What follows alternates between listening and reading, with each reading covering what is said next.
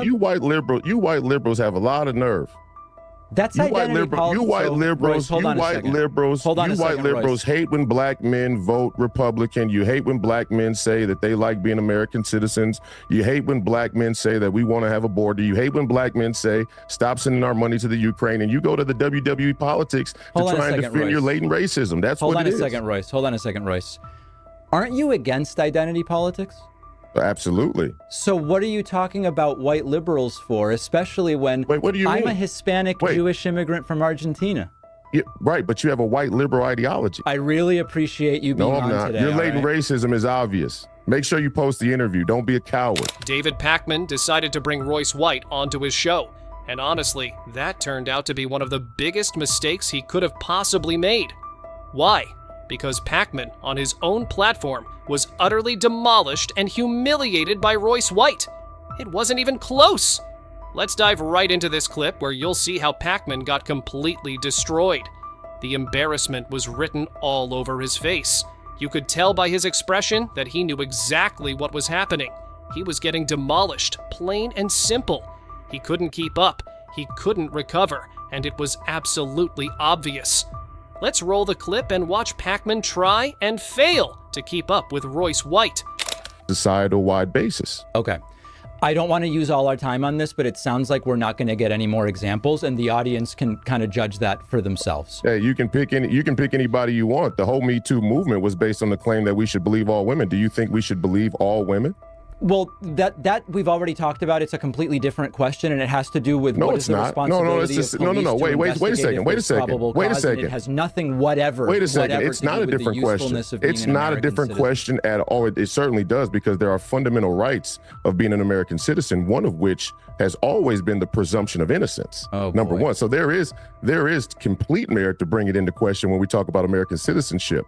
Royce, you understand that when police investigate crimes, they investigate crimes, but that doesn't take away the presumption of innocence in a court of law. Like, this is basic legal stuff, Royce. No. It takes away the presumption of innocence in the court of public opinion. But this is crazy. It takes away the presumption of innocence in the court of public opinion, which now in today's world can be just as dangerous as the opinion in the court of law. And even for, again. Without a doubt, it can absolutely be more dangerous. Just take a moment to think about what happened to Johnny Depp. He is one of the most mainstream and high-profile examples of this kind of situation. And yet, this happens all the time to so many people, whether they have platforms, clout, followers, money, or whatever it is that makes them a target. But the worst part? This issue doesn't just affect public figures. It happens to random, everyday people who don't have the money, resources, or influence to fight back. They can't defend themselves in a courtroom, let alone the court of public opinion. Johnny Depp, at least, had millions of dollars to help him navigate the storm. And even then, he was lucky as long as he didn't blow through his fortune. But what about the regular folks who lose their 9-to-5 jobs because of false accusations? These are people who don't have the funds for the best lawyers or the social media presence to rally outrage in their defense. They're just left to fend for themselves, often ending up in jail or facing ruined lives. And yet, David Pakman somehow believes this isn't a serious issue? That's absurd. Royce White, on the other hand, is completely correct. The court of public opinion is just as dangerous, if not more so, than an actual court of law. Claims are 0.02% of all sexual assault claims. According to you. According to crime reporting from police departments all over the country. According to you and the police departments. According to you, then why don't they bring more claims? Who? Why don't more make it to the courtroom? What claims? Because they lack evidence. The reason why police departments say, first of all, again, you're trying to sidetrack me and you keep interrupting me. You brought me on your show. You created this sidetrack. You brought me on your show. You brought me on your show. And we're not asked me about a question about women. I'm answering a question about feminists in the feminist movement. Hold on, Royce. You the point is when you assume that all women are telling the truth, or that we should believe all women on face value, by default, I don't know anyone who has said that. The whole movement of the whole Me Too movement was based on this idea that believe all women. That's your assertion. I don't believe that to be true. Oh, okay. Well, you let your viewers decide then. Let's go to the next question. Trust but verify is the view that I've always had. Believe all women was the commercial, widespread commercial. Believe all women was the widespread commercial and cultural sentiment from the Me Too movement, 150,000%. You know, Royce, you sidetracked us on Believe All Women, right? You brought it up out of nowhere. The Believe All Women idea is a part of the claim that women have become mouthy. Okay. Let me ask about a couple of other things. And I will say, in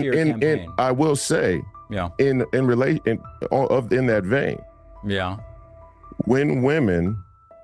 when women are allowed to say things about men with no boundaries or no constraints whatsoever, and it's culturally accepted across American culture and across political culture, that is, in my opinion, more than a valid reason to be able to say, hey, women are getting out of control. And I do think radical feminists are getting out of control. I should have been more specific, but I get the thought I was being point that humorous. you think women are out of control. I got it. No.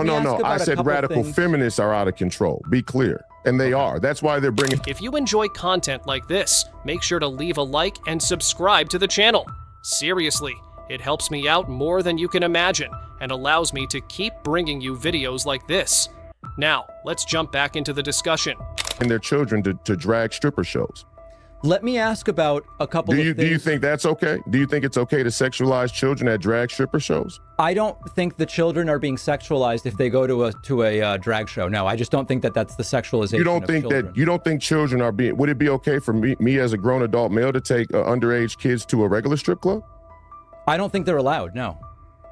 So why are they allowed to do it in Royce, but why aren't they allowed? Royce. Why aren't they allowed? Is it because of the alcohol or because of the sexualization? I don't know the laws around strip clubs. I couldn't tell you. But Royce, if maybe you should learn them though, because you're talking about drag shows. You have an opinion about the drag shows, and you say that's completely fine. Royce, you brought them but you have an opinion about. I'm gonna have to mute you, Royce. I'm gonna have to mute you. Okay. You're bringing up topics and then telling me I brought them up. This isn't a way to be interviewed as a serious. I didn't say that. I didn't say you brought it up. I said you had an opinion about it. You told me I brought up Believe All Women and that I brought up drag shows. No, I didn't. Brought those issues no, up. I did not say that.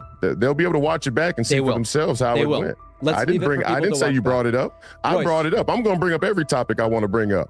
Oh, so you white liberals are not going to tell you. Yeah, I brought up the feminist movement and I brought up the drag stripper shows as an example. Can we continue the interview? Oh, for sure. Okay. Yeah. You brought up strip clubs.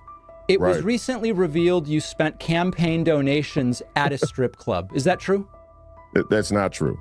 Okay, it's been sourced very well by the Daily Beast. Where'd they get this information? The Daily Beast, first of all, the Daily Beast is not a good source. That's number one. But number two, it wasn't well sourced even in that article at all. It was a reference to a campaign filing with the FEC that was not done properly. Who didn't do the filing properly? Whoever was in charge of the filing. And who was that? Well, there were a number of people, I would assume, who were in charge of getting that accounting done, but it wasn't. You don't know who the people are doing your accounting? Oh, yeah, I know exactly. Yeah, I know who they are. Do you want me to list the entire list of people who worked on it? Yeah. So you have time for me to go through a list of people who worked on the filing, but you don't have time to talk about the details of the political issues you want to discuss? Well, how many people is it? Give me a break. It's honestly kind of insane. Royce White was sitting there, trying to engage in a meaningful conversation about important topics like drag shows and other political issues. Meanwhile, David Pakman was clearly avoiding the conversation. The moment it became apparent that Royce White was dominating the discussion, Pakman tried to pivot and change the subject. Take the example of Royce White bringing up a simple yet powerful question. Why aren't children allowed in regular strip clubs? Pakman completely avoided giving a straight answer. The reason is obvious, right? But instead of addressing that, Pakman sidestepped the issue. The uncomfortable truth here is that kids are allowed at drag shows, which in many ways are essentially the same as strip clubs, except the performers are in drag. And why is that allowed? Because the moment someone tries to stop it, they risk being labeled a bigot or homophobe. Those labels can ruin people's lives, and everyone knows it. Instead of tackling this critical issue head-on, Pakman pivoted to an irrelevant topic: campaign funds. That, to him, was apparently more pressing than discussing the moral and ethical implications of children being present at drag performances. This behavior is ridiculous. It's wild that Pakman thinks it's okay to ignore substantive issues in favor of cheap distractions. The audience isn't fooled. And it's clear why he didn't want to stay on track, because he knew Royce White was winning the argument. Who do you people think you're fooling? I don't think we're fooling anybody. Who do you people think you're fooling? So the people who prepared I answered your question. The reports... I answered the question. I'm the trying question to is no. understand it, Royce. The people who prepared the reports... The answer is no. The answer to your question is no. I haven't even asked the question yet. You did. You asked, did I spend campaign finance money on strippers? And you responded, and now I want to ask a follow-up. Okay. Your claim is there were filings which said you spent campaign funds at a strip club, but they were incorrect filings. No, they didn't say that I spent the funds at a strip club. Or no, let's say they didn't say that I spent the funds on strippers. But it was spent at a strip club. Well, strip club they sell food at the strip club, don't they? So you've spent the money on food at a strip club. Is that more accurate? You seem to be very unfamiliar with strippers and strip clubs and drag strip shows, so I'll inform you, maybe you aren't informed, that they do have food at strip clubs. So what you're saying is the money was spent at a strip club. No, wait, did you know that, though? Club. Did you know that? I know strip clubs have restaurants. Have you ever been to a strip club? One time. Did you like the food? No. You got to go to better strip clubs then. Okay, but so what you're saying is you did spend the money at strip clubs, but on food, is that right? Well, I'm not saying that I spent the money. I'm saying that there was a filing on my FEC report that shouldn't have been there, and potentially should have been reimbursed by somebody who may have been at the strip club, but that there is food at the strip club. So to say it was spent on strippers is not based on factual evidence. I didn't say that. Especially not from the day you did.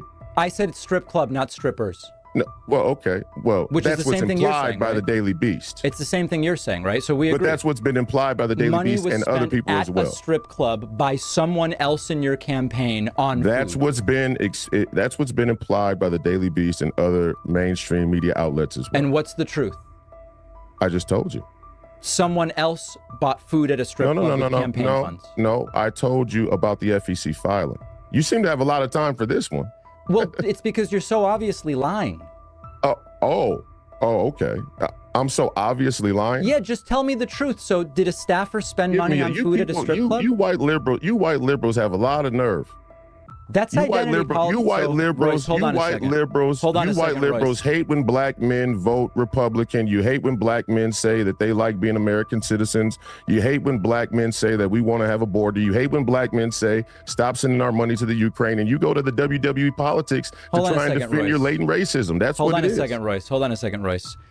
Aren't you against identity politics?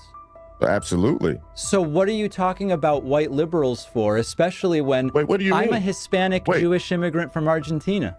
Yeah, right, but you have a white liberal ideology. That's what's funny about it. Oh, that's something different. All right, Royce, listen, when you start hurling stuff around like that, we do have to end the interview. You have a post-World War II democratic liberal order, white liberal ideology. All right. The man who denounces identity politics. The irony is almost too much. David Pakman, the man who loudly denounces identity politics, is deeply entrenched in playing identity politics himself.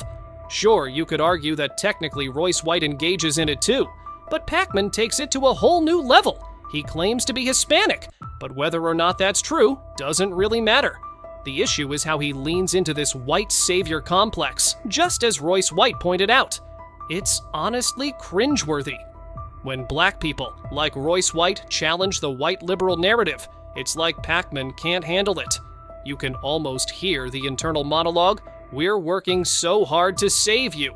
Why are you disagreeing with us?" The frustration is palpable because they hate it when their efforts to play the savior go unappreciated. Now, is Royce White also engaging in identity politics to some extent? Sure, but here's the thing. It's almost impossible to call out the hypocrisy of the white savior complex without touching on identity politics. Pakman's entire ideology and approach revolve around identity politics, so it's unavoidable. What's even more frustrating is how Pakman derailed the interview.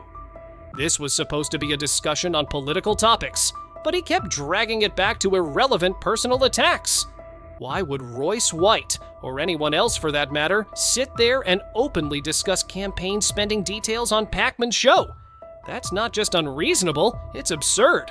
The politics. No, I'm not. Royce, I really appreciate you being on today. Your latent racism is obvious. Make sure you post the interview. Don't be a coward. And feel free to have me back on anytime so we can talk in detail where you don't cut me off. I like this kind of stuff. You people don't. I can assure you. You people hope that every black Republican or black America First that shows up is going to kowtow and sort of, curl up and run into the corner when you cut people off. That doesn't bother me. Royce, I can assure you, women have. Royce, you're on a new topic now. Feminists, I can assure you, we will radical post the feminists interview, in this country have certainly gotten way beyond the pale in terms of their ideology. Royce, 100,000%. You have my word. You think it's okay to take little kids to drag stripper shows, but you don't think it's okay for grown men to get the chicken wings from strip clubs. Royce, you don't think that's weird? It sounds like a campaign finance violation. It's not my opinion. But Royce, we got to end the interview. You can get food for donors. You can get food for donors from anywhere in the country you want. The truth is, David Pakman doesn't care about the actual issues. He doesn't care about the truth, the rules, or the law. His focus is solely on avoiding topics that might make him look bad. Instead of engaging in meaningful dialogue, he's fixated on owning Royce White. And this tactic, it's completely premeditated. You can tell he had his fallback narrative ready before the interview even began. The moment things started going south, when Royce White began dominating the conversation, Pakman retreated to his prepared talking points about campaign funds. It's so transparent and, frankly, pathetic. Let me know in the comments what you think about this entire situation. Was bringing Royce White onto the show Pakman's biggest mistake?